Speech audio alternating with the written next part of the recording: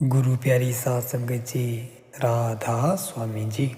गुरु प्यारी साध संगत जी, हमारे आज के सत्संग का विषय है जीवात्मा परमात्मा के नाम का सहारा क्यों लेना चाहती है। गुरु प्यारी साध संगत जी, आज के इस सत्संग को बहुत ही ध्यानपूर्वक सुने और सत्संग को पूरा सुने जी। गुरु प्यारी साध संगत जी, तो हम शुरू करते हैं आज का ये अनमोल सत्संग। गुरु प्यारी साध संगत जी, नाम के विषय में चाहे कितने ही मतभेद हों, परंतु इसके बारे में कोई विवाद नहीं कि परमार्थ या प्रभु भक्ति के प्रसंग में नाम से भाव परमात्मा का है। इसका संबंध परमात्मा के अस्तित्व, उसकी भक्ति और उसकी प्राप्ति से है। आत्मा प्रभु के अंश है। हर अंश में अपने अंशी के प्रति कुदरती आकर्षण होता है। उस आकर्षण के कारण आत्मा प्रभु के साथ मिलाप करना चाहती है। आत्मा को प्रभु से बिछड़े हुए अनेक युग बीत गए हैं। इसे अपने असल देश की राह भूल गई है। इसे उस युक्ति का ज्ञान नहीं जिसके द्वारा यह निज घर वापस जाकर प्रभु के साथ मिलाप कर सकती है। मन माया के इस देश में शरीर के पिंजरे में कैद और आवागमन के चक्कर से बंधी हुई आत्मा परमात्मा की भक्ति का जो भी साधन अपनाती है, उसका मूल उद्देश्य प्रभु के साथ मिलाप करना होता है। जीवात्मा परमात्मा के नाम का सहारा क्यों लेना चाहती है? क्योंकि यह परमात्मा से मिलाप करने के लिए उत्सुक है। संत महात्मा समझाते हैं कि परमात्मा सर्वशक्तिमान है। कुदरती बात है कि सिर्फ वह शक्ति ही आत्मा को परमात्मा से मिला सकती है जिसमें परमात्मा जितना सामर्थ्य हो। वह कौन सा नाम है जिसमें परमात्मा जितना सामर्थ्य है? वह नाम कैसे प्राप्त किया जा सकता है? इस बात का निर्णय करना ही इस विवेचन का मुख्य उद्देश्य है। गुरु प्यारी साध संगत जी, हम सब जानते हैं कि वस्तु और उसका नाम दो अलग अलग चीज़ें हैं।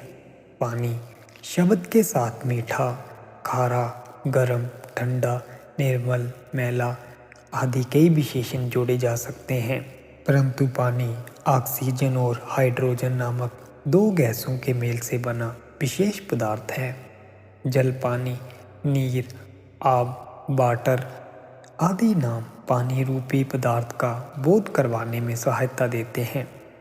संसार में अनेक भाषाएं होने के कारण एक ही वस्तु या पदार्थ के अनेक नाम हो सकते हैं, परंतु नामों की अनेकता के पीछे वस्तु की एकता छिपी होती है।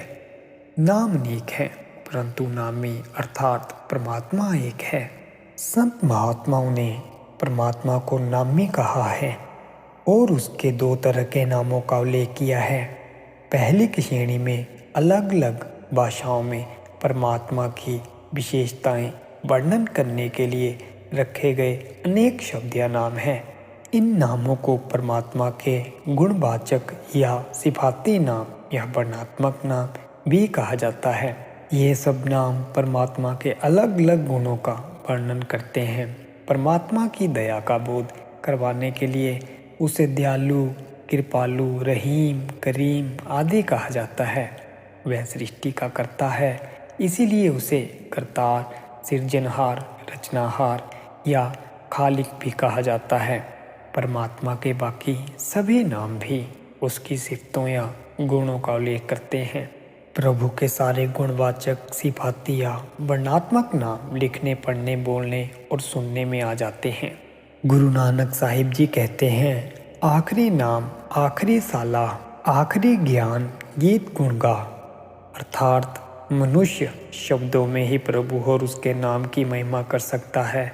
संत महात्मा प्रभु के साथ मिलाप की युक्ति भी शब्दों में वर्णन करते हैं, परंतु परमात्मा और उसके नाम के गुणों का निजी अनुभव उससे मिलाप करके ही हो सकता है।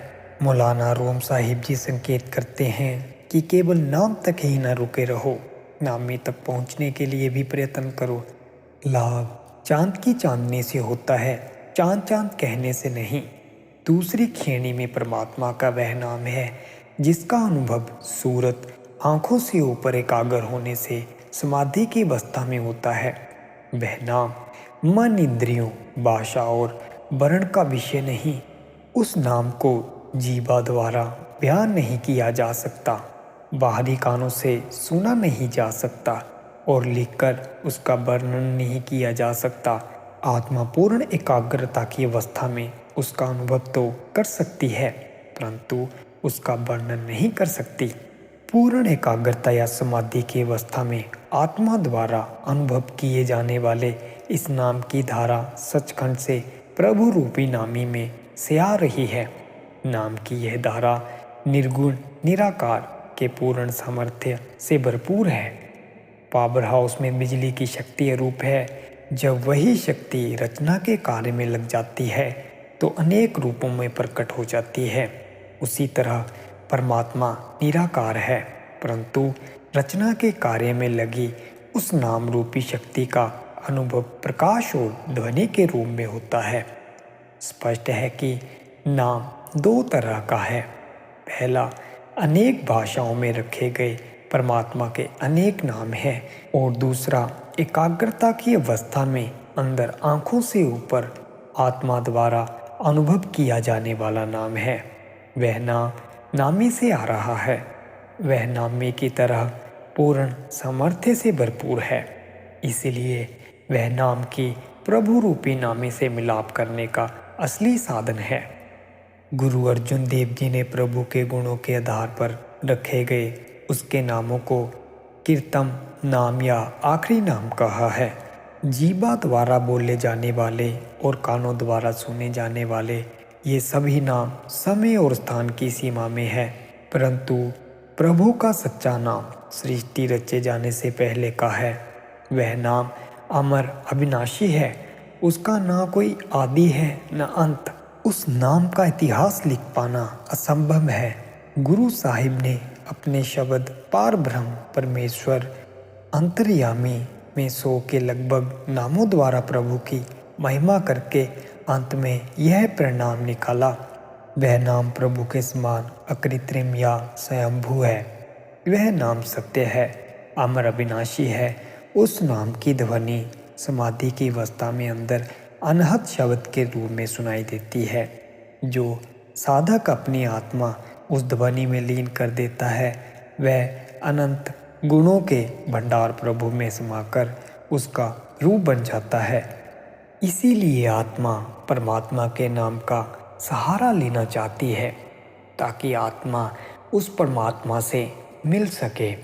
और नाम केवल सच्चे गुरु के पास ही मिलता है। उस नाम को पाकर ही हम उस शब्द तक पहुंच सकते हैं, उस परमात्मा तक पहुंच सकते हैं, उस कुल मालिक तक पहुंच सकते हैं। गुरु प्यारी साध संगत जी, हमारा आज का ये सत्संग यहीं पर समाप्त होता है। सभी को प्यार भरी राधा स्वामी जी।